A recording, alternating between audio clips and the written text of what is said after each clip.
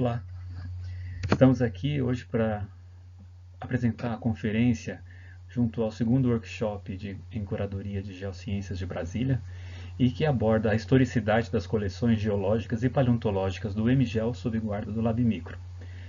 Meu nome é Dermeval Aparecido do Carmo e eu atuo junto ao Instituto de Geociências na Universidade de Brasília, em especial nas atividades junto ao Laboratório de Micropaleontologia desse instituto. Curadoria é um dos assuntos que envolve o trabalho de paleontologia. Não importa a tipologia de fósseis, mas a curadoria é um tema que está sempre permeando todas as tipologias dos fósseis, que se constituem os objetos de estudo dos paleontólogos, né? Então, curadoria é o termo utilizado para se referir ao trabalho do curador do museu. Mas o que faz então o curador? O curador, em termos etimológicos, deriva do latim curator, que significa aquele que administra, aquele que tem cuidado e apreço, no caso, pelas coleções de fósseis. Na prática, o trabalho do curador de coleções e museus de história natural, ele vai reunir uma série de funções, mas primordialmente ele administra o livro de tombamento, portanto, promove a catalogação, reúne todas as informações dos objetos que estão sendo catalogados junto às coleções museais, guarda e administra para a manutenção do acervo, evitando deterioração do mesmo, bem como disponibiliza o acervo para exposições, visitas técnicas dos cientistas que visitam os museus para revisar as coleções museais sob guarda do museu. Então, o curador em micropaleontologia é um desses personagens, desses profissionais que vão lidar com microfósseis de natureza diminuta. O curador é aquele que administra, supervisiona o trabalho profissional administrativo de uma coleção de museu ou biblioteca. No nosso caso, é aquele que reúne, organiza e disponibiliza ao público via coleção de referência para cientista ou para exposição para a sociedade em geral. Em micropaleontologia, como vocês podem ver, a gente tem diversos tipos de lâminas onde vamos guardar os microfósseis. Essas lâminas, aqui, como vocês podem ver, tem um prefixo MP120. Esse prefixo MP120 tem a ver com o número de tombamento da amostra original. Mas aqui, essa outro número, CP, coleção, significa coleção de pesquisa, é um número especial, né, para designar exemplares referidos como materiais tipo. O que é o material tipo? O material tipo é aquele que tipifica uma espécie biológica, seja ela de natureza fossilífera ou atual. Tá? Então, devido a essa natureza, ou seja, tamanho muito diminuto, requer então técnicas e habilidades muito especiais para lidar com essa tipologia de acervo, né? Acervos em micropaleontologia. Então, só lembrando então, o trabalho do curador vai envolver o tombamento da amostra e dos objetos, dos microfósseis ou fósseis que são derivados da mesma. Tá? Representa o tombamento original, o registro de uma entrada numa coleção museal. Essa organização que eu acabei de relatar para vocês a respeito dos materiais tipo, elas são previstas através dos códigos internacionais de nomenclatura para a botânica e Código Internacional de Nomenclatura Zoológica. Então, em termos científicos, essas coleções são baseadas nesses códigos, né? Tanto que são válidos tanto para a forma fóssil quanto para as espécies atuais. Eu vou citar aqui um exemplo, olha, a espécie Criticloembrae, descrita por Do Carmo e Sanguinetti em 99. Então, essa espécie que foi descrita por esses autores, publicada no Journal of Micropaleontology, teve holótipo e parátipos designados. Essas duas categorias, holótipos e parátipos, constituem os materiais tipo mais importantes que uma espécie pode ter. e eles só têm a possibilidade de serem designados, né, em publicações científicas originais no ato da descrição e proposição de uma nova espécie. Okay? Então só esses autores é que têm essa primazia de fazer a designação de holótipos e parátipos de uma espécie. No caso, então, de Criticoimbrai, como vocês sabem muito bem, o nome da espécie é binominal, o nome é composto por dois termos, né? O primeiro termo isoladamente se refere ao gênero, e os dois termos em conjunto se referem ao nome da espécie. Então, esses propositores publicaram em 99 a descrição dessa espécie Criticoimbrai e designaram holótipos e parátipos. Esses dois exemplares, ou espécimes, são oriundos de uma mesma amostra. Tá? Só que, às vezes, uma mesma amostra vai ter centenas de exemplares, mas apenas alguns, os melhores, são, digamos assim, designados para compor o holótipo e, eventualmente, diversos parátipos. Lembrando a vocês, holótipo é apenas um. Cada espécie só tem um holótipo, mas pode ter vários parátipos. Os remanescentes de uma mesma amostra, os espécimes remanescentes que não tiveram esse tratamento para a designação de holótipos e parátipo, permanecem na lâmina associativa e são coletivamente denominados topótipos. Então, esses materiais tipo holótipo, parátipo, homótipo e neótipo são os materiais tipos mais importantes que são, digamos assim, curados junto às coleções museais. Tá?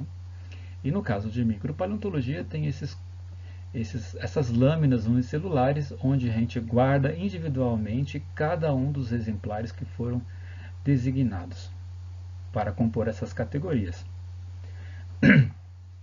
Então, holótipo, resumindo para vocês, é um exemplar selecionado pelos autores da descrição da espécie e citado na publicação. A designação do número de tombamento deve compor a publicação original. O mesmo acontece por parátipos, mas essa categoria paratípica, digamos assim, você pode designar mais de um exemplar. Tá? Mas da mesma forma que o holótipo, a designação de parátipo só pode acontecer na publicação original daquela espécie. Já os homótipos são ilustrações que autores apresentaram posteriormente à publicação de uma dada espécie. Por exemplo, Criticoimbrai, do Carmen Sanguinetti 99, teve ocorrência registrada posteriormente por outros autores, Berg et al. 2015, por exemplo. Então, o que ele ilustrou teoricamente nessa publicação comporia um elemento da coleção homotípica. Tá? Já essa categoria chamada neótipo é um termo reservado e também igualmente previsto pelo Código de Nomenclatura para se referir a espécime ou conjunto de espécimes que foram designados como material tipo de uma espécie posteriormente à publicação. Vamos supor, se do Carmen Sanguinetti em 99, quando publicaram Criticoimbrai, se eles não tivessem designados holótipo e parátipo. Então, um autor, posteriormente àquele trabalho, caso queira corrigir digamos assim, aquela falta cometida por do Carmen Sanguinetti, 99, poderia propor, então, a designação de neótipos. Observem a vocês que o neótipo só pode ser erigido a partir da localidade tipo que foi referida nos trabalhos originais. Né? No extrato tipo também. Então, não é qualquer ocorrência que serve para designar neótipos. Né? É uma coisa muito cuidadosa, que deve ser observada para proposições de neótipos. O neótipo ele não é apenas apresentado numa condição onde houve falta dos autores que propuseram uma espécie, mas também quando o material tipo de uma coleção museal, por catástrofe, guerras ou eventualmente incêndios, esse material é perdido, como foi o caso do Museu Nacional. Então imaginem vocês que nas coleções museais do Museu Nacional do Rio de Janeiro, centenas de holótipos, talvez milhares de parátipos e milhares de homótipos foram perdidos. Então é uma, digamos, uma política da Curadoria Nacional, né, contribuir com o Museu Nacional para a designação de neótipos. Essa é uma conduta previamente já prevista pelo Código de Nomenclatura, né? Enfim, tudo isso para comentar com vocês que o número de tombamento representa o registro de entrada em uma coleção museal. E esses números devem constar na publicação, porque é através desse número que os curadores, no futuro, posteriormente à publicação, no caso de visitas técnicas de cientistas ao museu para comparar os materiais, vão se referir. Gostaria de visitar, por exemplo, o que foi designado como CP53. Né? Então o curador tem que localizar esses materiais para disponibilizar para os cientistas ou, eventualmente, para atividades de exposição. Então, para que vocês entendam melhor, essa espécie Criticoimbrai, que eu falei anteriormente, que foi publicada em 99 no Journal of Micropaleontology, teve a designação de holótipo. Observem vocês aqui, ó, que essas ilustrações aqui de 1 a 4 são ilustrações da mesma espécie e do mesmo espécime, né? Essa aqui é uma valva esquerda e aqui uma valva direita. As duas valvas juntas, articuladamente, compõem uma carapaça. Então essas são vistas externas e aqui vistas internas. Ok? Então essa carapaça constitui o holótipo de Criticoimbrai e que foi designado para compor um elemento da coleção depositado no Museu de Paleontologia da Universidade Federal do Rio Grande do Sul. Nesse mesmo trabalho, né, os autores da espécie Criticoimbrai propuseram e ilustraram um parátipo. O holótipo de Criticoimbrai é uma carapaça fêmea. Já o parátipo escolhido pelos autores é um macho, uma carapaça de macho, também depositado naquele museu. Observem vocês que nesse mesmo trabalho de 99, outras espécies tiveram ocorrência reconhecida. Essa aqui de número 1, Criti morcoveni, Bold 1960. Foi descrita por Bold em 1960 numa publicação, e do Carmo e Sanguinetti em 99 registraram ocorrências na margem continental do Brasil. Então, isso que é um homótipo, né? Novas ocorrências de uma espécie que previamente descrita por outro autor, né? Então, esse homótipo ficou tombado na coleção museal do Museu de Paleontologia da Universidade Federal do Rio Grande do Sul como MPO 1508, Micropaleontologia, O de Ostracoda e o número de tombamento. O mesmo procedimento foi feito aqui para a Criti reversa, proposta pelo Bold em 1958, e para a Criti trinidadensis em 1958. Bem como para essa espécie aqui deixada indeterminada, Criti SP2. Tá? Essa estratégia chamada espécies indeterminadas, o gênero foi reconhecido com segurança, mas devido a algum motivo, poucas carapaças recuperadas ou apenas jovens forem recuperados, não permitiram identificação certa daquela espécie, né? Então a gente pode deixar numa categoria chamada indeterminada, mas mesmo assim esse material tem que ser ilustrado e, portanto, ele vai compor uma coleção museal na categoria homotípica. Numa categoria agora neotípica, né, houve a publicação com material da Formação Santana, na bacia do Araripe. Então, essa espécie aqui, Theriucinecon silvae, foi descrita a partir daquele membro crato da Formação Santana, mas o material tipo original, ou seja, holótipo e parátipo, foram perdidos. Foram inadvertidamente descartados para o lixo, né? Então essa coleção foi perdida e coube aos autores, né, que são citados aí na publicação, visitar a localidade tipo e do extrato tipo, coletar amostras visando a recuperação de espécimes que pudessem ser tombados em coleções museais na categoria neotípica, né? Então esses neótipos foram constituídos, né? Observem vocês que aqui as vistas 1 e 2 são de um mesmo espécime. Aqui vista lateral direita e vista lateral esquerda de uma fêmea adulta. E 3 e 4, uma fêmea jovem, tá? Que foi igualmente ilustrada em duas vistas, né? Uma carapaça de fêmea ilustrada em duas vistas. Então esses materiais constituem o material neotípico que foi designado para substituir aquele que foi perdido.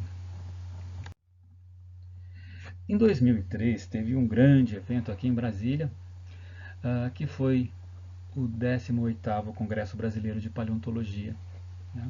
Essa edição de 2003 foi a primeira na região centro-oeste. Tá? Contou com 361 participantes, distribuído em 10 países, 401 trabalhos apresentados.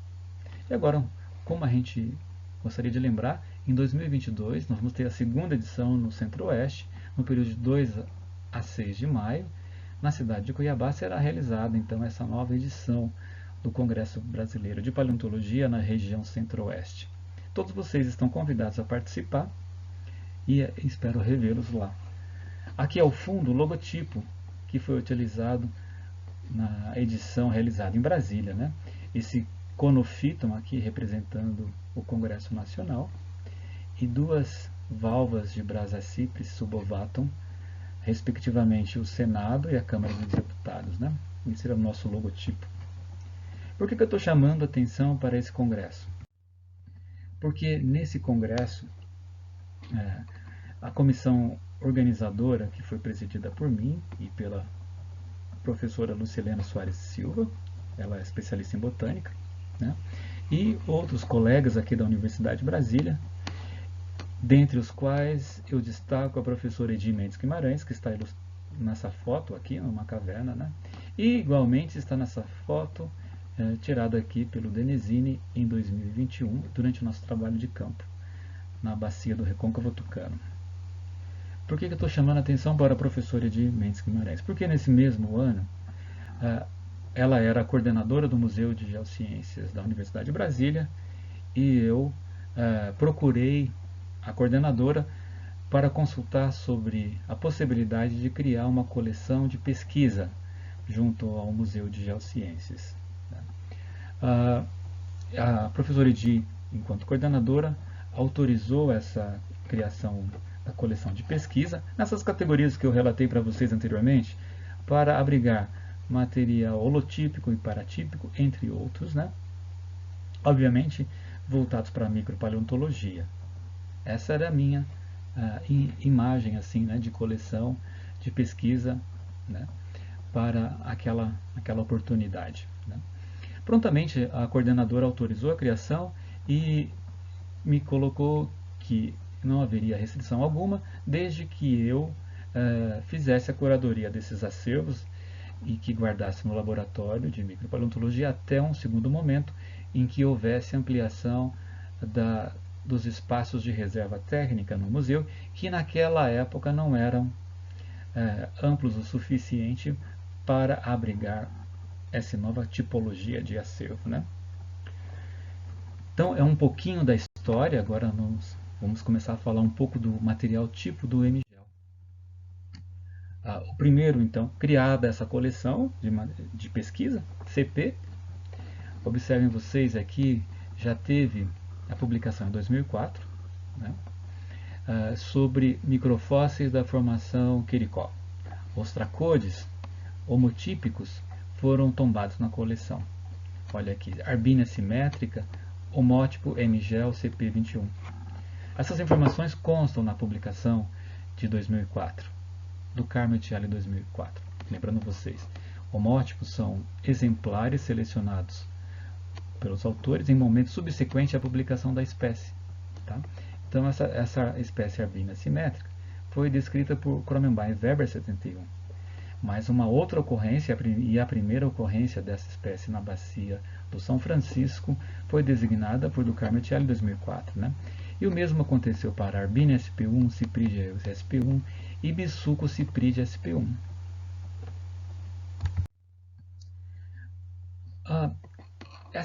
Eu comentei ainda há pouco que quando a coleção CP foi criada, a gente imaginava, na verdade eu imaginava, que haveria um foco exclusivo para os microfósseis. Olha como é interessante a história. O fóssil homotípico CP02 já foi de macrofóssil, né? Nesse caso aqui, a espécie da Stilbe moresi. Teve seu reconhecimento e ilustração em trabalho de Campos e do Carmo 2005. Tá? Então observem que vocês que apesar de ter sido pensada para abranger exclusivamente microfósseis, a pesquisa às vezes nos impõe procedimentos adicionais que muitas vezes vão causando uma diversificação do nosso trabalho, né? Enquanto curador daquela coleção inicial.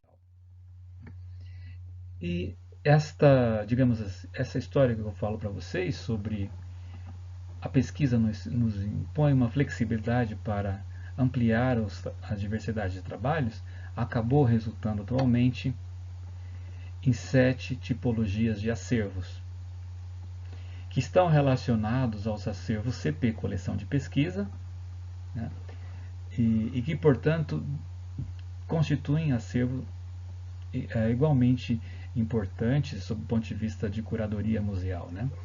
Porque as amostras, quando chegam do campo, elas são consideradas brutas. Né?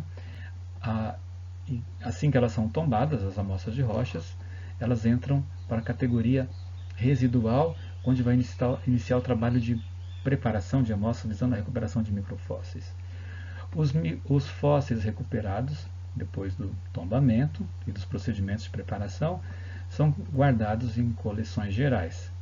Aqueles que são ilustrados em publicações, em periódicos científicos, dissertações, teses e iniciação científica e outros trabalhos, acabam compondo o acervo de pesquisa dos fósseis. Nós, durante esse período que criamos a coleção CP, também foi disponibilizado para a gente a possibilidade de criar coleções especiais.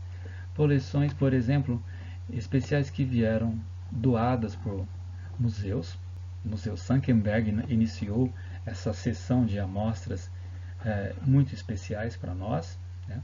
Posteriormente, a doutora Milene Figueiredo, o Museu de História Natural de Londres, entre inúmeros outros colaboradores, como o professor Gerhard Germes, da Universidade Bloemfontein, na África do Sul, e outros que não vou mencionar por falta de tempo, mas que agradeço em nome dessa colaboração com as coleções especiais do Museu de Geociências da UNB. E por que não deixar de se referir a coleções didáticas, né? Igualmente importante para a formação de recursos humanos. Né? E por último, sentimos a necessidade de criar a coleção de macrofósseis. Okay? Então, observem vocês que o trabalho foi ampliando nesses últimos quase 20 anos e se diversificando. Mas, em resumo, o que eu posso falar para vocês é que as amostras de rocha vão para esses armários deslizantes, devidamente tombadas. Né? E as amostras de microfósseis vão para esses armários de coleções micropaleontológicas. E os armários para macrofósseis são armários com maior altura e que vão com gavetas de 60 por um metro, com 10 centímetros de altura, guardar coleções de macrofósseis. Então, a equipe que lida com esse repositório e a gestão desses acervos é composta por 4 profissionais, né? O responsável pela coleção como curador é o Dr. Lucas Antonieto, e tendo como os curadores sêniores eu e o professor Ricardo Lourenço Pinto, bem como o mestre Matheus Denezini na categoria curador júnior, né? Então, como eu comentei com vocês, o Museu de Geociências tem inúmeros parceiros que contribuem para a ampliação das coleções especiais, né? E que são muito importantes para manutenção, diversificação e pesquisa nos acervos, né?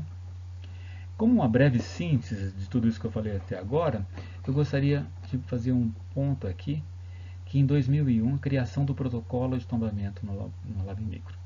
2003, a criação da coleção de pesquisa, com o prefixo CP. 2011, expansão das áreas de reserva técnica junto ao MGEL, né? Bem como, em 2011, criação de normas de cessão de amostras. 2014, digitalização do livro físico de tombamento. 2014, criação da coleção de macrofósseis. Gostaria de lembrar aqui, nos anos de 2015 e 2016, além da atualização do protocolo de tombamento do LabMicro, houve a realização do primeiro Seminário Internacional de Gestão de Acervos Científicos, o SIGACE, bem como, em 2016, a realização do primeiro workshop em curadoria de acervos de geociências em Brasília. 2017 e 2021, respectivamente, realização do segundo SIGACE e do segundo WCGB, né? Esses são os logos de cada um dos eventos, ó. O primeiro SIGACE, aqui o primeiro workshop de curadoria em geociências de Brasília. Em 2017 foi realizado na Paraíba o segundo Seminário Internacional de Acervos Científicos, né? Com muito sucesso. E finalmente o nosso atual, o segundo WCGB. Então, essa diversificação das amostras e das categorias de coleção foi impondo, então, procedimentos e trabalhos adicionais que cada, digamos assim, atualização, ela é fruto de uma reunião da comissão, da equipe coordenadora, digamos assim, que atualiza as normas. Tá? Então, nós temos atualmente, dentro das amostras de rochas sedimentares, dois tipos de amostras, né? As brutas, que ainda não tiveram tombamento, e as residuais, que são aquelas que já estão devidamente tombadas. De qualquer forma, seja uma como a outra, elas devem ser guardadas de maneira sequencial, né? E o tombamento nos permite, digamos assim, esse aprimoramento na guarda sequencial, obedecendo a sequência do número de tombamento, né? Então as caixas recebem identificações e posteriormente vão sendo guardadas nesses armários deslizantes. Aqui, por exemplo, uma das caixas, caixa 6, aí tem a lista de amostras que estão contidas na mesma, né? Então essa organização permite muitas vezes uma localização bastante agilizada, né? Esse é o saquinho que guarda uma amostra residual, saco plástico grosso, tem essa identificação na fita crepe externa e dentro tem uma ficha que também tem uma coleção de informações a respeito da amostra. Essa é a ficha que a gente tem para a guarda das amostras do Museu de Geociências junto ao Laboratório de Micropaleontologia. Então, aqui tem o número da amostra, o ponto e o nível estratigráfico. Aqui, quando houver a incorporação destas à coleção do museu, e outras informações sobre proveniência, né? As amostras residuais têm uma parcela que é aquilo que foi fruto da preparação. Tem uma parcela que é a amostra residual, que é a rocha integral. E tem uma outra parcela que é o que sobrou da preparação, né? Então vocês estão vendo aqui, ó, essa coleção aqui, esse grupo aqui maiorzinho, mais alto, está guardando material estratopolínico que saiu de amostras de rocha. E esses, em vermelhinho, guardam as diversas frações granulométricas de amostras que foram preparadas para microfósseis mineralizados. Ok? Então, dessa maneira, o grupo de acervo residual tem um que é o produto residual da preparação e um outro original que é a rocha integral que foi preparada, né? De qualquer maneira, esse material que vai compor as lâminas, né? O material fruto da preparação, o que tinha de microfóssil ele é colocado em lâminas, eventualmente quadriculadas, que permite o estudo dos microfósseis mineralizados. Aqui então uma vista associativa das diversas lâminas que cabem numa bandeja de alumínio e que são guardadas dentro desses armários. Aqui um close numa dessas lâminas, vendo em maior detalhe como é essa lâmina, o layout dela, né? Um armário com as diversas lâminas, bandejas, né? Que abrigam diversas lâminas micropaleontológicas. A sequência de guarda, ó, vai envolver eventualmente lâminas palinológicas, que são essas de vidro, e lâminas quadriculadas, que vai estar relacionado com a preparação micropaleontológica visando a recuperação de microfósseis mineralizados. O que são os microfósseis mineralizados? São aqueles microfósseis que têm um exoesqueleto composto por sílica, carbonato de cálcio ou fosfato de cálcio. Essas são as composições esqueletais originais, mas obviamente vocês sabem que a diagênese é tão caprichosa que pode alterar essas composições originais, substituindo a mesma por pirita, por limonita, enfim, outros materiais igualmente denominados mineralizados, né? Enfim, essa apresentação teve como objetivo compartilhar com vocês um pouco da história dessa coleção museal do Museu de Geociências, denominada Coleção de Pesquisa. E como perspectivas e desafios curatoriais do MGEL para o futuro, eu vejo 4 grandes categorias de assuntos, né? O assunto relacionado à gestão, à guarda, capacitação, treinamento em curadoria, compartilhamento e geração de conhecimento em curadoria e integração de tombamento de amostras no IG. Com relação à gestão, um dos desafios é pesquisar sistemas de gerenciamento de coleções visando avaliação, seleção e implementação do gerenciamento virtual com multiusuários. Obviamente isso tem impacto na política curatorial do Museu de Geociências. Ao mesmo tempo, se devidamente planejado, pode estimular que os diversos setores do Instituto de Geociências ou dos seus parceiros, né, como é o Serviço Geológico do Brasil, Petrobras, o Museu de História Natural de Londres, o Museu Senckenberg na Alemanha, entre outros, né, a colaborar com esse tombamento virtual na categoria de multiusuários. A guarda. O museu tem que ter espaços de mostra e espaços de guarda, né, do material museal que compõe as coleções. Então, realizar estudo em parceria com a coordenação do MGEL visando o desenho da transferência das coleções sob guarda do Lab Micro para a área da reserva técnica do MGEL. Essa transferência é uma coisa que eu gostaria de poder acompanhar, né, enquanto professor do Instituto de Geociências, para que haja uma espécie de acompanhamento de quem exatamente criou a coleção e a transferência para essa nova área, de maneira a não perder informações nessa transferência, né? Transferências de coleções, incorporação de coleções, é sempre um momento de fragilidade das mesmas, né? Então, e sobre isso, temos palestras ainda, conferências que vão ser apresentadas nesse evento, o segundo workshop, que vão tratar esse assunto, que está em desenvolvimento junto ao Museu de Ciências da Terra, sob a coordenação do Serviço Geológico do Brasil. Essas experiências vão ser muito bem-vindas, né?